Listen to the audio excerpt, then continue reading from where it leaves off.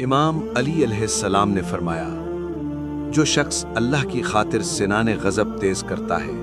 وہ باطل کے سورماؤں کے قتل پر توانا ہو جاتا ہے۔ جو شخص محض اللہ کی خاطر باطل سے ٹکرانے کے لیے اٹھ کھڑا ہوتا ہے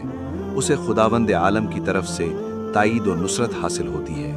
اور کمزوری و بے سر و سامانی کے باوجود باطل قوتیں اس کے عزم میں تزلزل اور سوات قدم میں جنبش پیدا نہیں کر سکتی، اور اگر اس کے اقدام میں ذاتی غرض شریک ہو تو اسے بڑی آسانی سے اس کے ارادہ سے باز رکھا جا سکتا ہے۔ چنانچہ سید نعمت جزائری علیہ الرحمہ نے زہر الربی میں تحریر کیا ہے کہ ایک شخص نے کچھ لوگوں کو ایک درخت کی پرستش کرتے دیکھا تو اس نے جذبہ دینی سے متاثر ہو کر اس درخت کو کاٹنے کا ارادہ کیا، اور جب تیشہ لے کر آگے بڑھا تو شیطان نے اس کا راستہ روکا اور پوچھا کہ کیا ارادہ ہے؟ اس نے کہا کہ میں اس درخت کو کاٹنا چاہتا ہوں تاکہ لوگ اس مشرکانہ طریقے عبادت سے باز رہیں۔ شیطان نے کہا کہ تمہیں اس سے کیا مطلب، وہ جانے اور ان کا کام،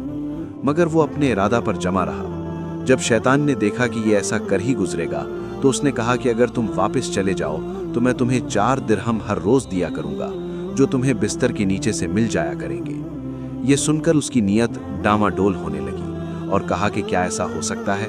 اس نے کہا کہ تجربہ کر کے دیکھ لو، اگر ایسا نہ ہوا تو درخت کے کاٹنے کا موقع پھر بھی تمہیں مل سکتا ہے۔ چنانچہ وہ لالچ میں آ کر پلٹ آیا اور دوسرے دن وہ درہم اسے بستر کے نیچے سے مل گئے، مگر 2-4 روز کے بعد یہ سلسلہ ختم ہو گیا۔